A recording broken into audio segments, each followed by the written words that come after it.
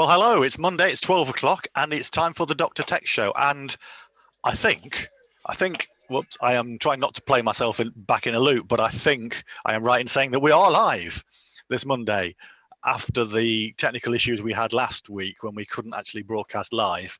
But hopefully you've managed to pick up last week's episode, which we think was one of our strongest ones, via the YouTube recording facility. But we are live. It's 12 o'clock here in the UK. I'm not sure what time it is wherever you're watching, but we are live as a Dr. Tech Show.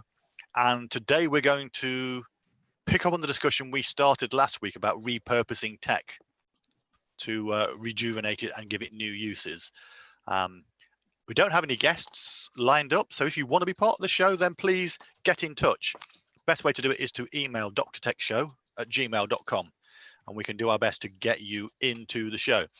And as usual, I'm joined by my co-conspirators, Pauline and Swain. So how are you, Pauline, and how's Birmingham? I'm very good, John. Thanks very much. Birmingham is looking shiny this morning, nice and sunny. It has been raining, which is good for the garden. Excellent. And Swain, how is it in Orkney?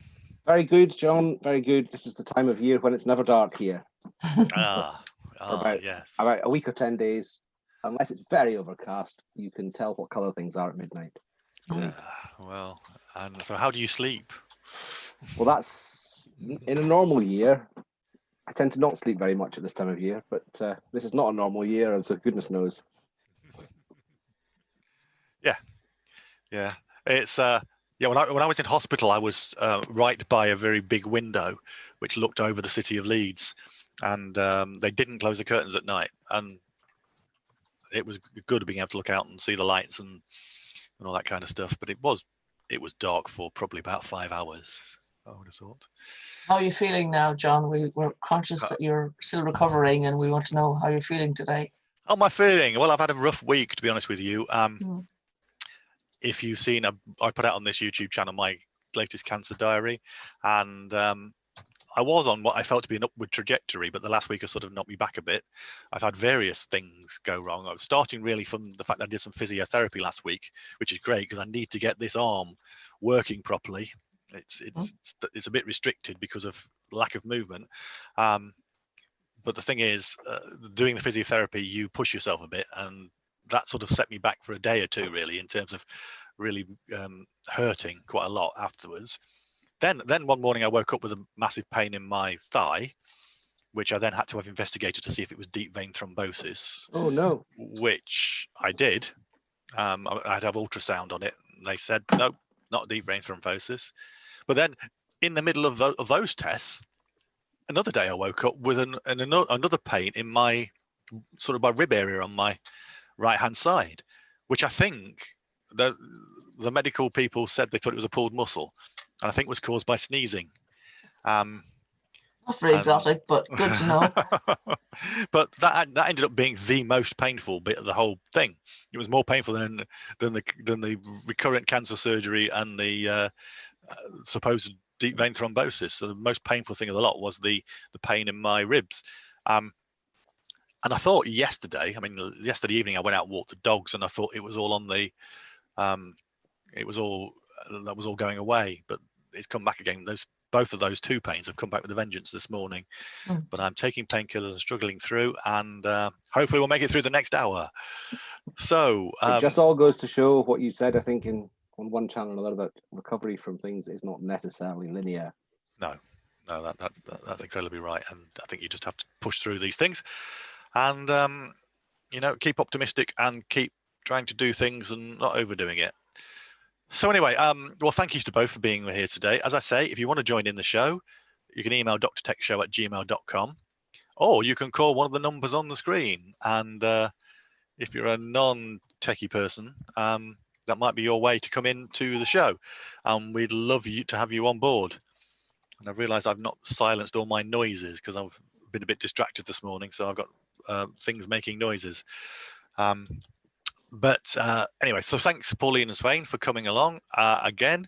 And so today we're going to sort of at least start by having a conversation about how we repurpose tech, because I think we did talk last week about the fact that one of the problems that people have when they are digitally excluded is the fact that tech is expensive.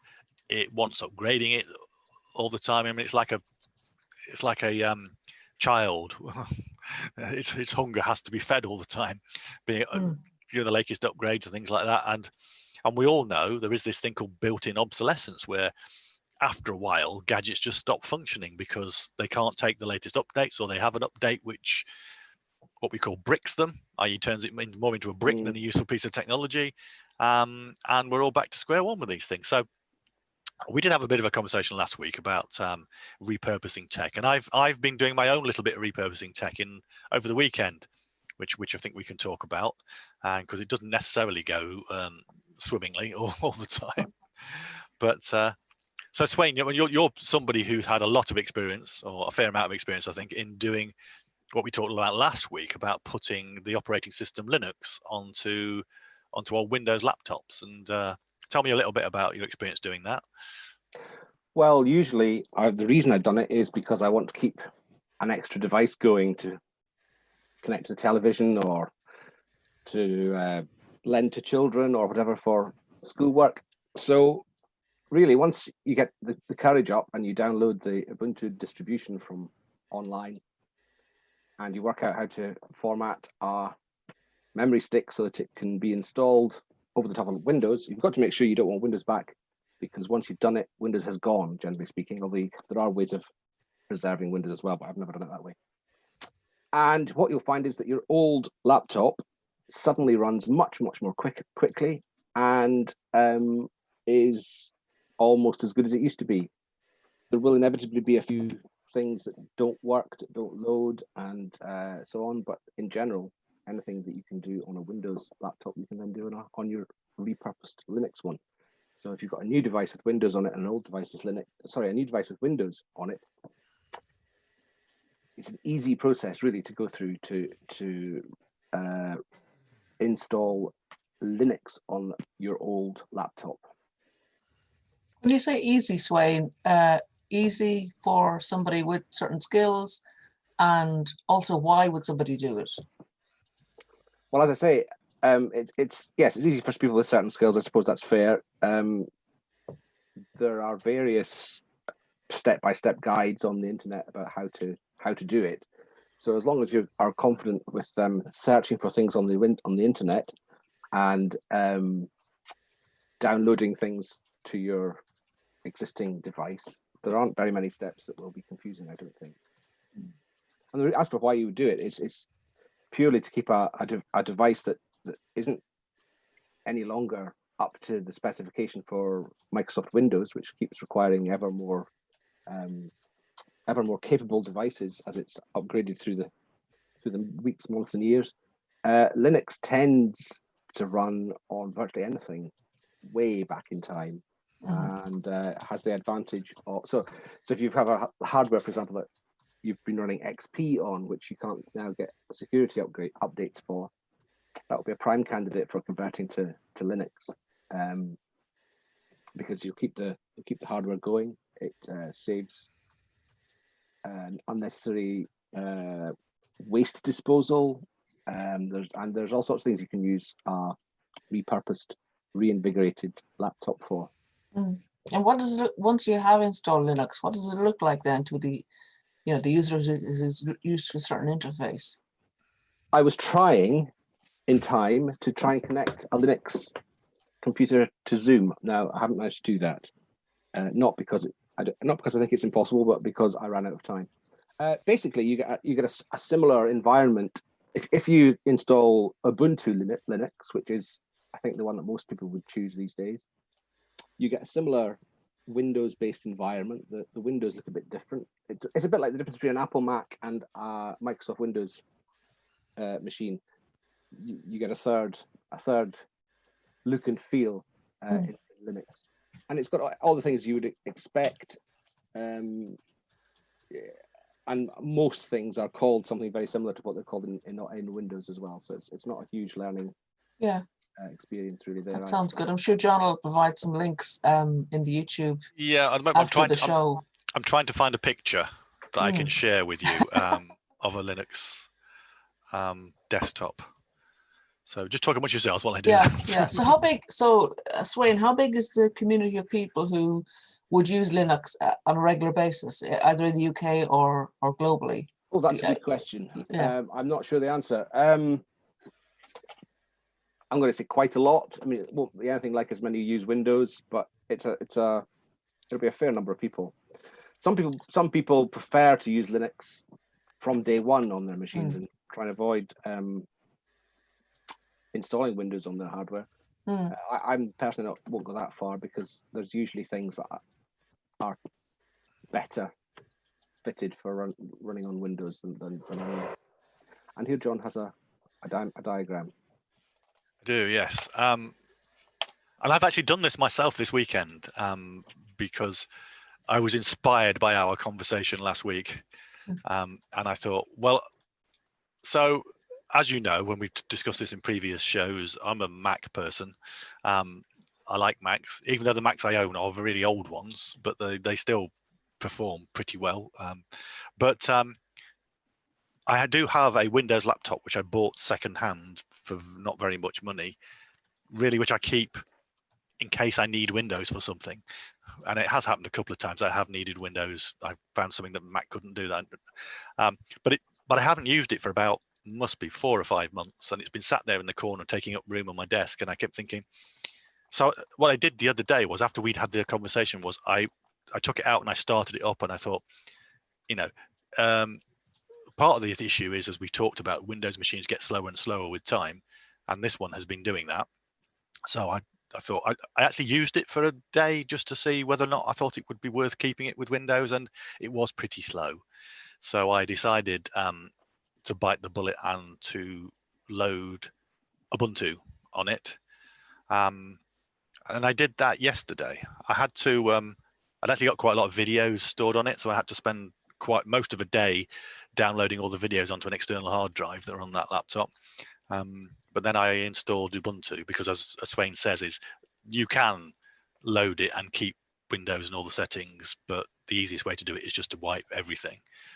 And so I did download Linux onto a USB drive and put that in the USB port and start the machine up, and loaded Linux, and it overwrote everything. But the one thing I did find, which I've had this problem with Linux in the past, is for some reason it will not find the Wi-Fi drivers on some computers. And I have spent a large part of this morning searching on the internet for solutions to that, because I've had that in the issue in the past with machines that I'd done, and I managed to find a solution to it. But as yet, I think I've tried 5 different solutions suggested on various places in the internet, and I've not yet managed to load the Wi-Fi drivers on it. So at the moment, I've got no Wi-Fi on that machine, which is a bit annoying. I'm fortunate in the room I'm in has a Wi-Fi router in it, so I can plug the machine into via the Ethernet cable, so it will connect to the internet. But I obviously need to get those Wi-Fi drivers to get it to work. So it really goes to show that you do need to have a little bit of technical knowledge to do these kind of things. But the fact is, I mean, that when I've been using it, I've been using it plugged into the internet via the Ethernet cable, and it's working like a treat. It's much faster than it was, and so it's certainly well worth doing that. I think if you've got an old machine that you think is coming to the end of its useful life. Sounds very good. If anybody's out there who knows the solution to the Wi-Fi driver issue, then please let me know, because the internet thinks it knows, but it doesn't work for me. Yeah, I found it interesting when I went to Web Summit the first year. The first year it went to Lisbon I went, and because they were giving free tickets away for women in tech, and on one of the stages, it was a kind of a tech for good stage, because they do multiple stages. They had a person from Google and a person from Linux on stage at the same time talking, and they were actually saying that open source technology is going to be the default soon, and that people who do create open source technology are going to get paid for it. So but that was at 2016, so it sounds like things are coming on, and there will be opportunities that people didn't anticipate before for a device like this, because it is open source, isn't it, John? Linux. Yes, it is. I think. yeah. Yes. Which means that people can, are constantly updating it, and people in the community who kind of care about the technology are involved in making it better all the time. Yeah, and personally, I think the more of that we can have, the better. And I think if we need to really wean ourselves off being dependent on these big companies which hold us to ransom. But yeah, that's another point of view. But there is another way, actually. A way that I have done with other laptops is you can turn computers into Chromebooks. I've had less success with that. There are so I think we talked about Chromebooks last week. So a Chromebook is basically it's a computer, usually a laptop, which runs a operating system called Chrome OS, which is developed by Google. But it's basically designed to run everything on the internet. You have minimal software on the actual machine itself. You basically open up the Chrome web browser and you do everything in the web browser. And that means that the machines can be a lot cheaper and lighter because they don't have to have all that processing power. And there are the files online, if you know what you're doing, to download and to turn an old computer into a Chromebook, which again makes it a lot faster. Now, I've had limited success with that, and for some reason, when I've tried it, it stopped working after a while. Now, I don't know why that is, so I gave up. I tried it on a number of old machines that I got, and I sort of gave up doing it and went back to using Linux because it didn't really work. But I'm sure, again, there might be somebody out there who could tell me what I was doing wrong or whatever else. But it is, in theory, at least, possible to turn your old laptop into a Chromebook and speed it up that way. But so there's more than one way of doing it, really, I think. That's not one that you've tried then, Swain? No, I've not tried that, but it's something that I will now try. I've got a collection of dead hardware lying around. Okay. Well, please. And also, I've got at least one Linux machine that I have converted to Linux and then forgotten what the password I set it to as. It'll need to be rebuilt anyway. Okay. Well, please don't blame me if it goes wrong, because my experience is that my experience is not that good in doing it. And I think, as I seem to remember, the stuff that you can download to turn into a Chromebook is very clear about being for educational purposes only. Okay. Yes. So I think that means is either it's to educate yourself how to do it, or it's for use in an educational setting. So, yeah, but you've got those educational settings at your fingertips. Educational settings that I inhabit. Yes.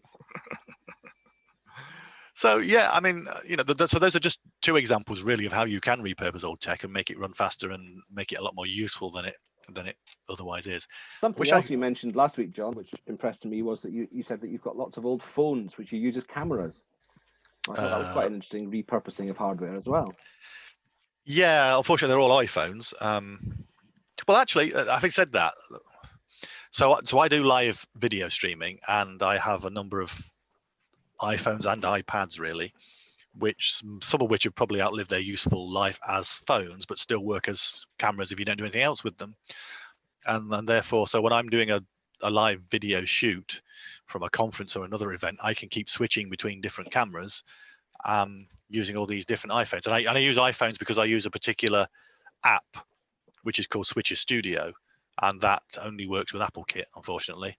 But it means that you can use one main device which you have as what they call the switcher, which has got the software on it where you can just keep pressing the different pictures to switch from one camera angle to another, and that then streams out via YouTube, Facebook, or Twitter, or whatever else you want to send that stream out. And I think it's a fabulous way. I'm giving away too many secrets here about how I do what I do, but I was very grateful when I discovered that, and it made a big difference to the stuff that I do. There is other software. There's something that I've tried called there's one called Manycam, which will actually allow you to use any kind of smartphone, and I have tried it in the past. I don't have any functioning Android phones at my disposal anymore, but when I did try it with Android phones and iPhones to do multi-streaming or multi-camera streaming, and it worked. It just didn't feel like. I apologize if the developers of Manycam out there, but to me, it didn't feel sufficiently developed to rely on it in a situation where somebody's paying you to get a reliable stream out of the door. And I didn't feel confident enough to use it in that context. Whereas Switcher Studio feels a lot more professional, and it feels more like you're sort of using a cut down version of a TV studio when you do it. But you know, all these things are out there, and there are different ways of doing these things. But yeah, so you know, I think one of the things is don't throw away your old tech. If you can't find a purpose for it for yourself, then somebody else probably will.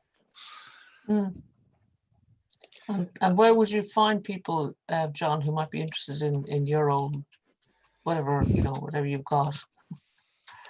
Well, yeah, that's another thing, really. I mean, I suppose, you know, there are organizations around that do recycling of tech, but they're not everywhere, and that's a bit of an issue, really.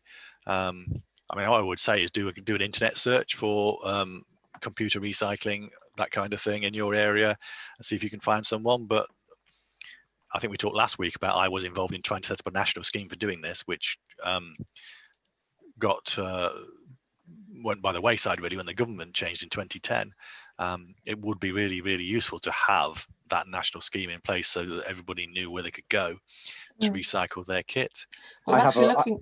Go on, Joe. Go on, Swain. I have a source for all my absolutely useless equipment. Once it you know just breaks effectively, and it's just good for spares, then the local computer shop will accept any old stuff, because they then cannibalize what you give them to keep other people's hardware going for a bit longer.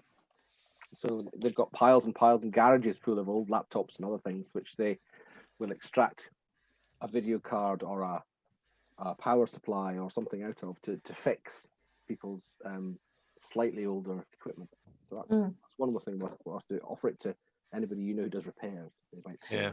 There's also the Reuse Network, which is a network. It used to be the furniture recycling network, but now they do all kinds of reuse things, and technology is one of the things. And they have a website, reuse-network.org.uk, where you can say about, you know, ask about looking for items or donating items, and then they have it's a UK-wide network. So you can see who's looking for tech and might be able to reuse what you're not using, or where you might be able to get stuff from as well. Okay, well that's really interesting. We'll put a link to that in the description of the show when the recorded version goes out. Thank you for that, Pauline. I mean, it's you know, and as Wayne says, I mean, computers are full of bits which can often be used in other contexts, and you know, there's again, that's another way, really, I suppose, of upgrading your kit and making it run again. It is possible to, if you know what you're doing, it is possible to open up computers and replace some of the components in them to make it run faster and better. I say if you know what you're doing. I've done that kind of stuff, and I have done it purely by watching videos on YouTube of other people doing it. It's 75% confidence. Yes, that's what it is. Yeah, exactly. There are things you can do that are less than ideal, like pressing too hard on certain types of components or bending things too much to try and get them out of their plastic case or whatever. But generally speaking, it's very hard to actually get to the point where you're causing irreparable harm. And let's face it, if you're trying to fix a piece of equipment that's 5, 6, 7, 8 years old, then if it all goes wrong, okay, you've tried. Yeah. Yes, I mean, as you say, Swain, it's about confidence, and what watching YouTube videos gives me is confidence, because I probably wouldn't do that kind of thing if I just read a manual about it. But the fact that I see a YouTube video and I see somebody else doing it makes me think, well, it can't be that hard. Absolutely. I've worked in IT for 30 years now, nearly, and until YouTube came along, I would have been very, very nervous, and that's only sort of 10 or so years ago, isn't it? 10, 15 years ago. Before you were able to find videos of somebody else who really knows what they're doing to show you how to do it, I wouldn't touch hardware repairs like that prior to that sort of time. Yeah, so it's a useful tip really, is that if you need to do something, you need to fix something or something like that, then YouTube is full of really, really useful videos. When I fixed my boiler using a YouTube video, it's there's all sorts of things out there that you can find. And yeah, I mean, if you're into that kind of thing, then make your own videos fixing things. I mean, so to help other people, I think that would be really, really useful.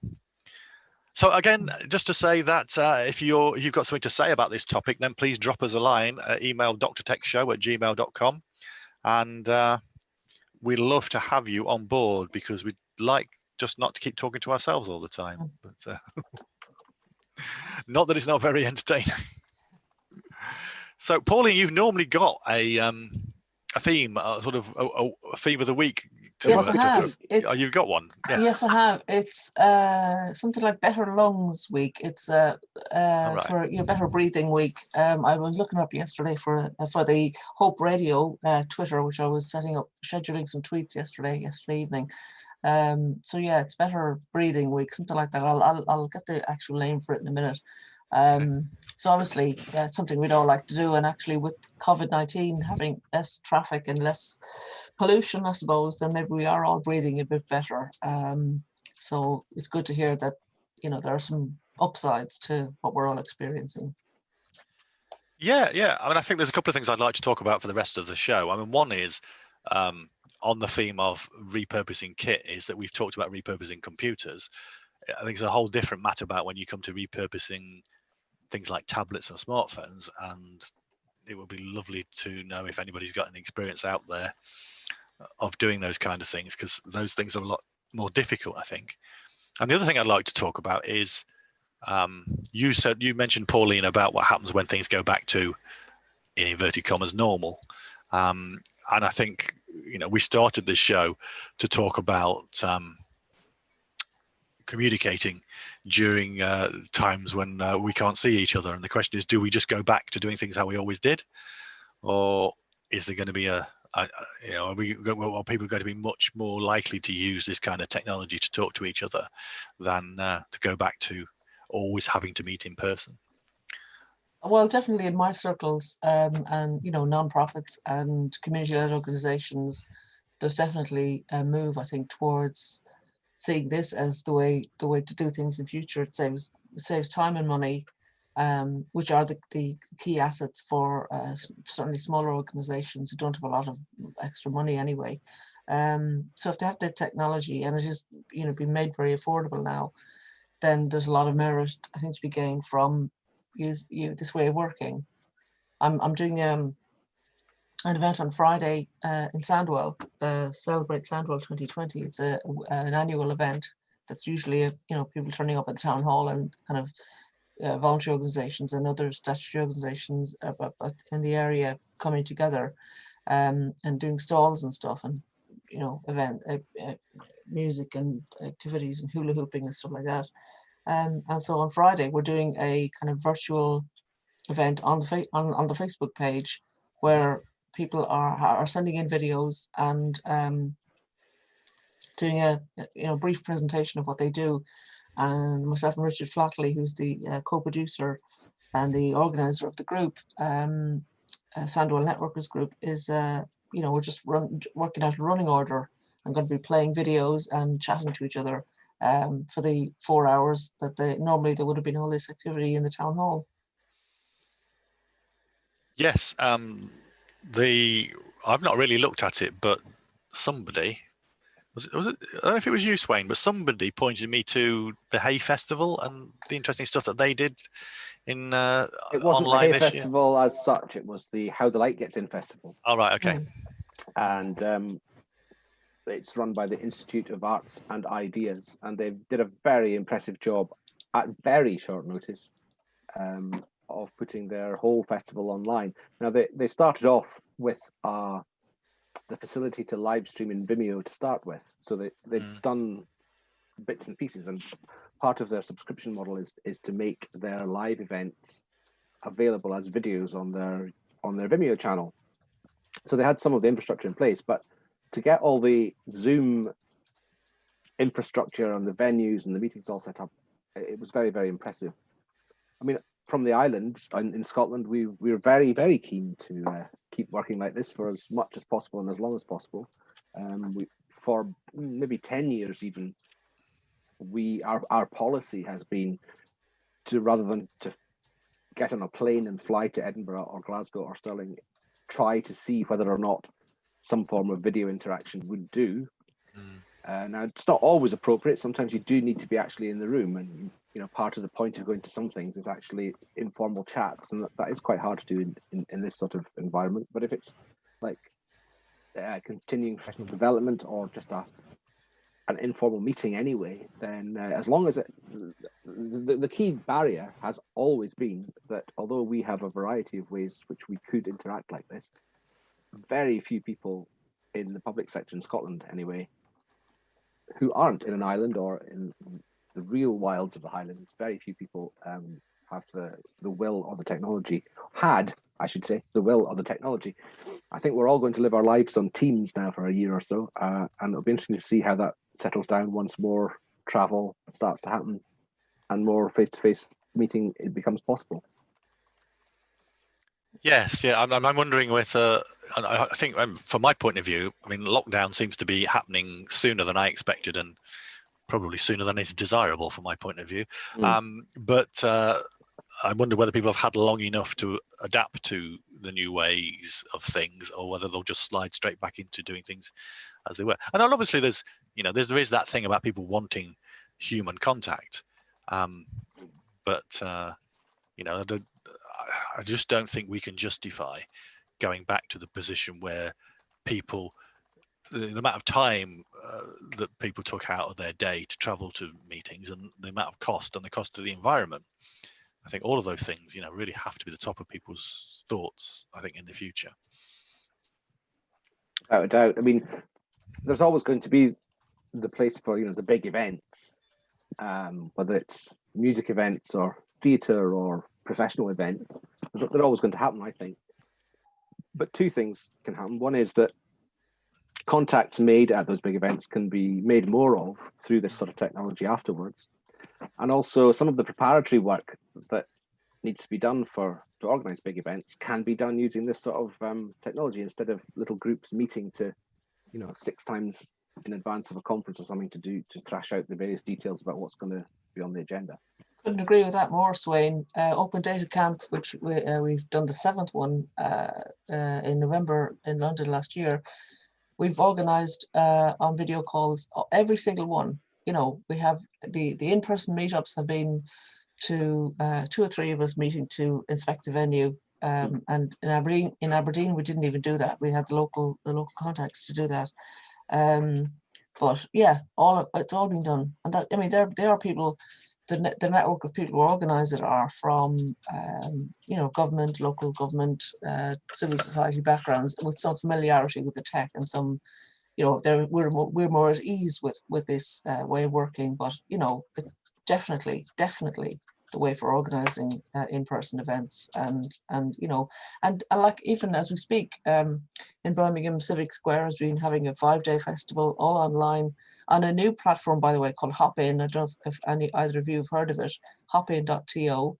And it's been brilliant. And they have had not just stages with this sort of group presentations and people talking, and there's a chat facility at the side, but other things going on simultaneously, an expo event, sessions, and networking even, where you kind of take potluck and just click on the networking button and network with whoever turns up on your screen next. It's kind of one-to-one. It's been working brilliantly. So shout out for Civic Square and their use of this platform.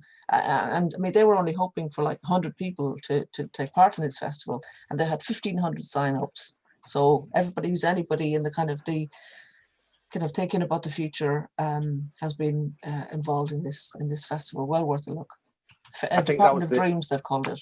Department of Dreams, yes. Yeah. I've heard great things said of Hopin, so I'm pleased to hear of an actual concrete example of it working. So that's great. Yeah, I suppose one of the issues about all this is that there are all these different platforms, and everybody has their own favorite. And the thing is now is you've got to have every single one of those different platforms on your machine. So you've got to have Zoom and Teams and Hopin and I don't know, whatever else, Google Meet and GoToMeeting. These are all ones that I've been using, and it's like, you know, your whole system gets clogged up with all the different video conferencing platforms that you have to have. It would be nice if you could just click a button, join them for, you know, if I could join from Zoom and you could join from Google Meet and Swain can join from GoToMeeting, you know. Absolutely, absolutely. Unfortunately, well, nobody's. I'm sure someone's working on it, but it hasn't been. Well, there is the old worked out yet. H.223 standard, which they could all choose to adopt, and that would then work. The trouble is, the standard would not be able to use a lot of the fancy features of all the various tools, because they will all have been implemented in different ways, relying on things that are incompatible with things that other compromises have been made in the other one. So I think it's. I don't think we're ever going to get. There's very few examples of where we've narrowed down to one or two standards of software. Yeah, even local authorities, even local browsers, authorities, aren't using the same video calling software in the Midlands and I'm sure elsewhere. And so for an event for the Open Data Forum that we're running on Wednesday, you know, we're having to get it hosted by one of the local authorities who are using Teams to call in everybody. So fortunately, like, people are okay with that, but it's a bit frustrating that there isn't just one, or, you know, one that will that they can all talk to each other. Well, we said the same about Messenger, didn't we? Messaging apps at the beginning, but now we just accept that we've got about 17 to work with. Yeah, you're probably minimizing it there, Swain.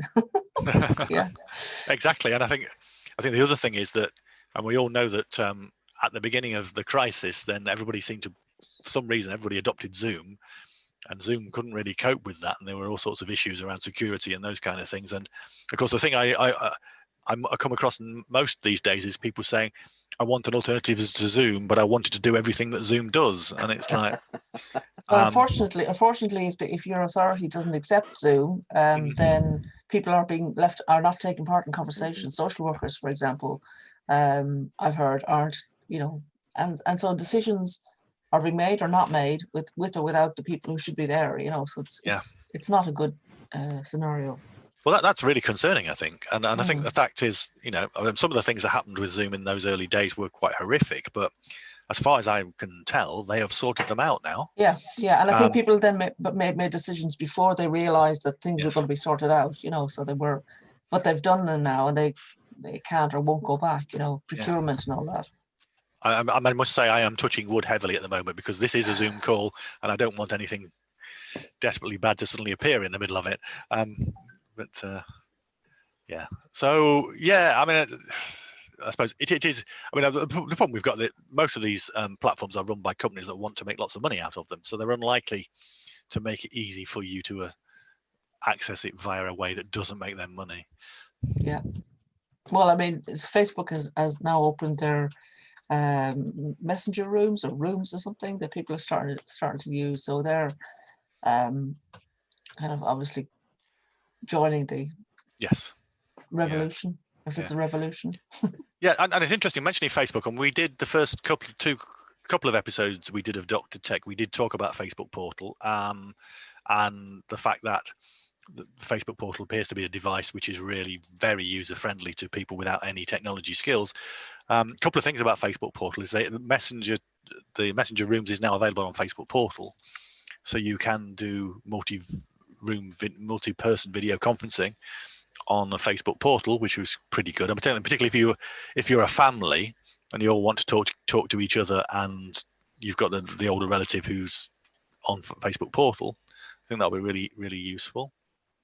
Now the other thing is, and it's completely gone out of my head, the fact is Facebook Portal has Alexa built in, and there was something I came across yesterday that Alexa can do. I'm thinking, well, it'd be good to be able to do that on a Facebook Portal, but we'll talk amongst ourselves and it'll come back to me. But the other thing I wanted to talk about around Facebook Portal was coming back to the issue we've talked about already, which is about built-in obsolescence. And we all know now that we've got people with very few digital skills using Facebook Portal really well. And can we hope that this is one device that they won't allow built-in obsolescence to take over? Because if it does, that could be disastrous. And please, if you're listening, Facebook, please let it keep working. Don't slow it down or do any other things that you do to these kind of these things. We'll only get them to listen if we use Facebook Messenger rooms as a call. Well, yeah, I'm quite happy to talk to Mr. Zuckerberg on a Facebook Messenger room if he wants to connect. But yeah, I mean, I think it would be just. And that's the issue, because when I talk about, I've been doing this kind of stuff about tech for the digitally excluded for 12 years now. And when I think about all the different things that have come along over that time that have been the thing that's going to solve the issue, and all of them have fallen by the wayside for one way or another. I mean, some of them because they weren't the answer, but some of them just because technology moved on and they're no longer relevant. And I think we need to avoid that. And we're not saying that Facebook Portal is the solution to everything, but it does appear at the moment to hit a really interesting niche. Some of the things that have fallen by the wayside have fallen by the wayside because whoever developed them have made all the money they could feasibly make out of it and stop. Yes. It's as straightforward as that. But as you say, with Facebook's huge acceptance, adoption, let's hope that the portal lasts a bit longer than some of the other things that come on. And despite the fact that we keep mentioning it on here, Facebook has still not sent me one. Yes. We just thought that out. We might not need to go to Argus instead or something like that. Yeah. No, it's it's great. It's great that these things are there and they do a job. Talking of which, next week's show we have got somebody from Kraydel coming on the show, and so Kraydel is actually spelled Kraydel, and they again they're a company that has developed one of these kind of it's a set-top box type conferencing thing, and I've actually seen this in action. So actually the thing they've developed now is called Kraydel. It's called Konnect, I think, but it mainly works as a set-top box. And so in December last year, I went up to see Chris Conder and the team at Barn. And if you don't know, if you've not heard us talk about before, Barn are the community cooperative which have been developing hyper-fast broadband connections to remote rural areas in mainly the north of England, and doing it all power to their elbow. And because of they had this fast network between their homes, Kraydel used their network to test some of their things. So I've seen it in action. It looked really good. I think it's another case of, I don't really know how much the system costs. We'll talk about that when they come on next week. It could be another thing that's pretty quite expensive because it's been co-created and all those other things. Whereas Facebook puts the portal out there and people adopt it, and it's one of the reasons why it gets adopted is that it gets adopted is because it's cheap. But yeah, anyway, so Kraydel are coming on next week, and I'm looking forward to that. So that'll be good. So we'll have a guest, and we don't be talking to ourselves for once. Always good. Yeah, we're good to have some guests, including people who've used some of the technology that we're talking about. Online communications is so critical to all of us. Well, communication is so critical to all of us, and online communication has become, the way we're managing most of us during lockdown. So anybody who wants to talk about how they are communicating online now in a way that was different, or as well as, or better than they were before, we'd love to hear from them, wouldn't we? Absolutely, definitely. Okay. So I got distracted then because I was just looking at the stream on my other machine, and I thought, why is Pauline doing that now when she's doing? Because it's a slight delay.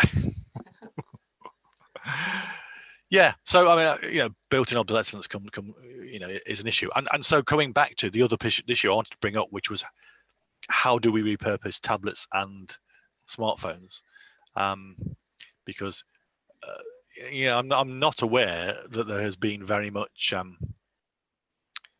very much success really in being able to repurpose them, mainly because they are tablets and smartphones are a lot more locked down, and it's a lot more difficult to do things to them that you might be able to do to a computer. Yeah, I haven't seen much about kind of doing anything to them. Just people asking for if people have out of date, kind of tablets and stuff and PCs they're not using, can they kind of give them away to community-led organizations or to non-profits? I know that the what do you call it? That business network. Oh, it'll come back to me. Sorry, we're not doing very well on the not business in the community. That one. Yes, they've got a whole list of requests that they've had from people since lockdown started, including technology. I don't know how successful they've been at getting stuff for people, but I know they've been asking. Yeah. Okay. So again, one of the things that I was reminded of in our talk last week was the fact that I have this. This is another Android tablet that I have, which is one that I was given. It's that, and I've yet has failed to make it do anything useful. So I got given this. I thought, oh, that's a nice piece of kit. It really looks nice. So again, I've got this issue with the camera, but it's just I've just turned it on and it's starting up. It's actually a Samsung Galaxy Tab 10.1. But when I got it, it had the original operating system on it, which was I don't know which version of Android was, but it was an ancient version of Android, and it wouldn't do anything. It just kept saying you've got the wrong operating system and stuff like this. So I did, through internet searching, find things that I could download onto it to update the version of Android that's on it. So it's now running Android 4.4.4. I have no idea what version of Android we're up to now, but again, this is still quite an elderly version of Android. And it does actually start up now, but nearly every app I open just crashes. So I was having a go at this last week just to try and get it to do something. But one of the things is it keeps saying, unfortunately, Google Play services are stopped, and that just keeps coming up all the time. And I've even searched around the internet and found versions of Google Play services which supposedly run on this device, and downloaded them to it, but nothing really. But there it is. So it's opened up, and it's I really don't know how I get the right camera angle for this, but it's opened up, and it's you think, that's better. That's it, John. Yes. Yeah, you would think that would be, it looks, but of course it's getting error messages popping up. It looks okay, and it's a nice piece of kit. I mean, it looks solid and all those kind of things, but because of this inability to update Android, it's what we call a brick. It doesn't really do anything useful. I think I did manage to get Gmail working on it at one point. So at the risk of showing you all my emails, it's opening up Gmail. Eventually. Yeah. Well, there we are. So it's got all my emails on it. Okay. Yeah. So Gmail works. But it's about the only app I've managed to get to work. I mean, I downloaded Instagram on it just because it popped up as a suggested app to download, but it just crashes. So, so if anybody, everybody knows how to make this Samsung Galaxy Tab 10.1, which is a lovely looking piece of kit, but if you know how to make it work properly, I would love to know, because you should be able to do it. It's got plenty of memory on it, so it's frustrating that I can't get it to work. I'll shut that down now. Anyway, just a personal plea, really. I'd like to make that tablet work. I'm looking on that website I was talking about, John, earlier, the business in the community one, and they actually have a specific business response covid.org.uk website, and it's a whole list of requests for technology, a lot from schools. I mean, I know that schools have been lending out in our area anyway, PCs, everything they've got basically they've kind of sent out to families who really need them to stay connected. So it's good to see that happening, but it's sad as well that people don't have the technology already, Yeah, exactly. Yeah, and I've seen people at FE colleges doing those kind of things. you know, and the NHS have developed their own video conferencing app. So I think it just works from, as far as I know, it just works from the NHS website. That you can just click on a link on the website and be connected to the person.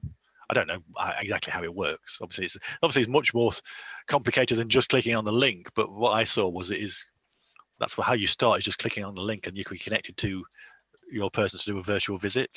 Yeah. So I can imagine a lot of organisations with technology like the NHS that also has budget have kind of fast tracked technology that they were planning to roll out anyway at some stage, and now it's been the opportunity to make that happen. Definitely.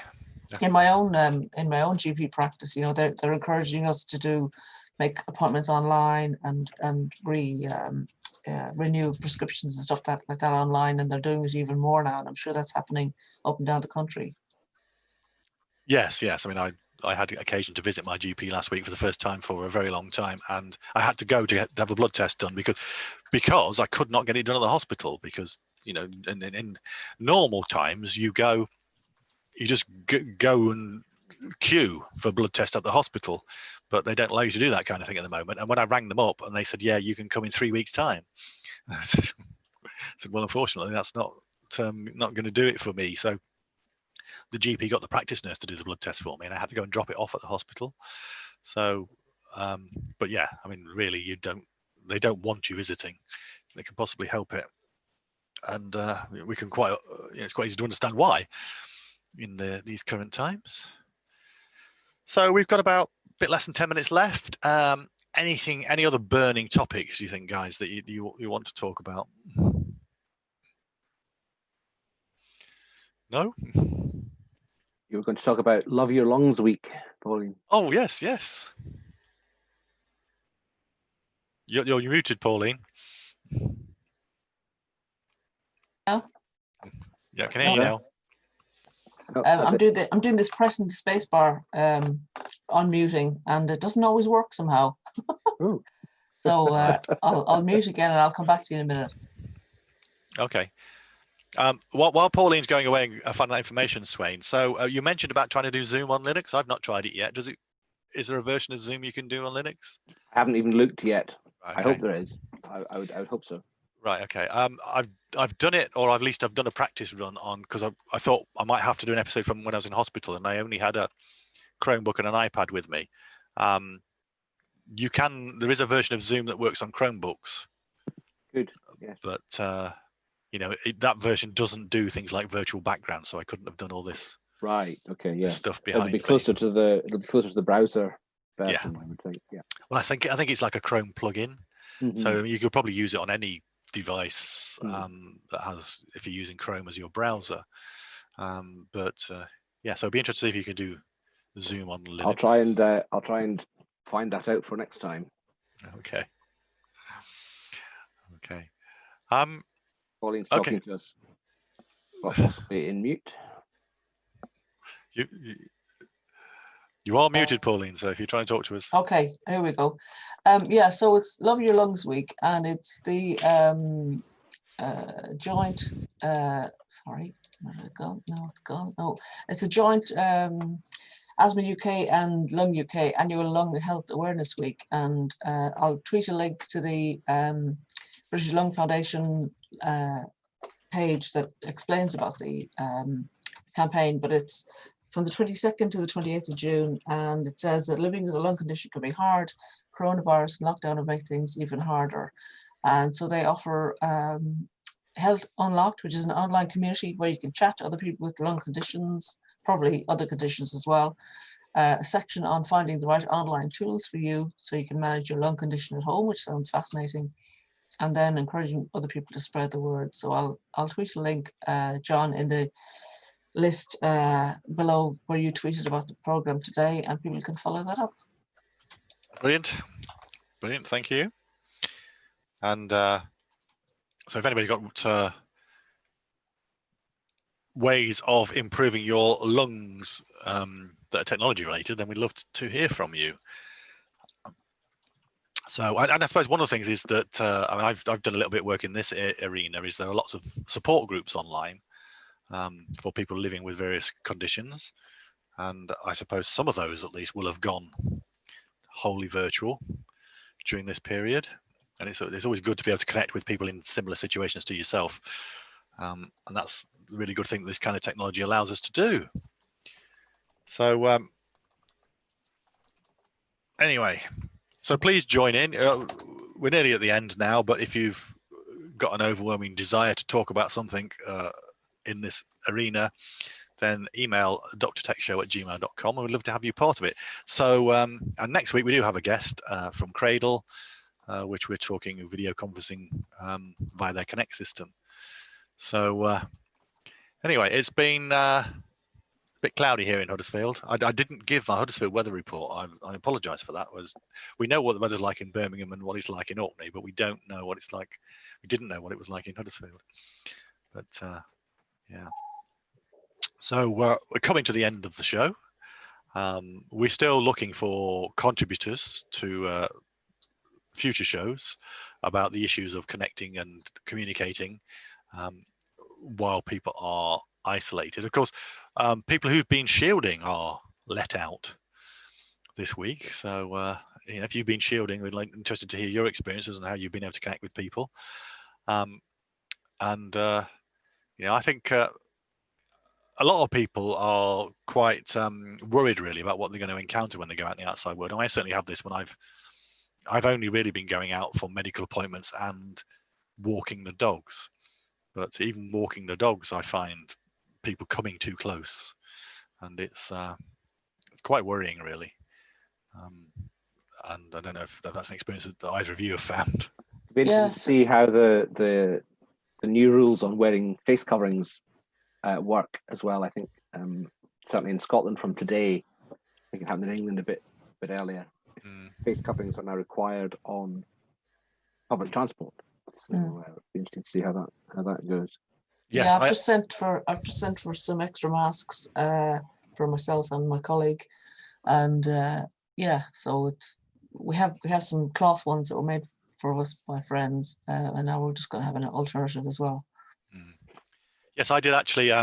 In order to get up to the hospital for my ultrasound and my suspected deep vein thrombosis, I had to get a bus last week for the first time since before lockdown, and I wore a face mask. And it's interesting because this was about 9:15 in the morning, and I got a bus, and there was only one other person on the bus, and not only were we with face masks, but I think this was a single decker bus, and there were probably only 6 seats, I think, that you could actually sit on. All the other ones had stickers on saying that you couldn't sit in them. So it felt pretty safe, to be honest with you. That did. And I suppose that's that's another thing, is that if people have been at home shielding, they're not actually going out there and experiencing these things. They don't know how safe it's going to be. Did the driver have a mask on, John? No. Bus driver? No. And I think there's been one of the things is the drivers have got a screen, and they've always had those screens. Well, for a long time they've had them. So I think that's the reason why the driver doesn't need to wear a mask. And they're saying that the driver, it will be very uncomfortable for the driver to be wearing a mask all day. So no, and of course you pay by contactless. I don't think I'm pretty sure they're not taking cash. And that's another consequence really of all this, is this going to mean the death of cash? I certainly am not going to be going out of my way to exchange dirty pieces of paper and metal with people in the future, and I think a lot of people have that attitude, but of course then a lot of people don't have access to the bank accounts and all those kind of things, so that's another issue. I have heard people being refused cash. Actual cash has been refused because people are afraid to touch it, and that's discrimination then against people who don't have the technology or even a simple bank card because they don't have the income or whatever. So and hard for children too, but I think those children, there is is Revolut are doing a children's, or there's one called Happy Henry or something, where you can put money on a children's card, to allow them to have pocket money, that sort of thing. Another show we could talk about that. Well, I think that is an issue maybe we would quite like to talk about. The only time I ever feel the need to use cash, Swain, is when I'm in Scotland, because the Scottish money is so much prettier than English money. We'll take any kind of money, John. No problem. Unlike English shopkeepers who won't take Scottish money quite a lot of the time, which is very annoying. Or Northern Ireland, I must say. Northern Ireland money is quite pretty as well. Thanks, John. But yeah, so the last time I visited a cash machine was Glasgow Central Station, where I was the first week in March, and I've not touched a cash machine since then. But I think that's it. I think we're done. It's 1 o'clock, and thank you both. And if you want to be part of the show for a future episode, then please email us drtechshow@gmail.com. And you have a good week. Stay safe and stay connected.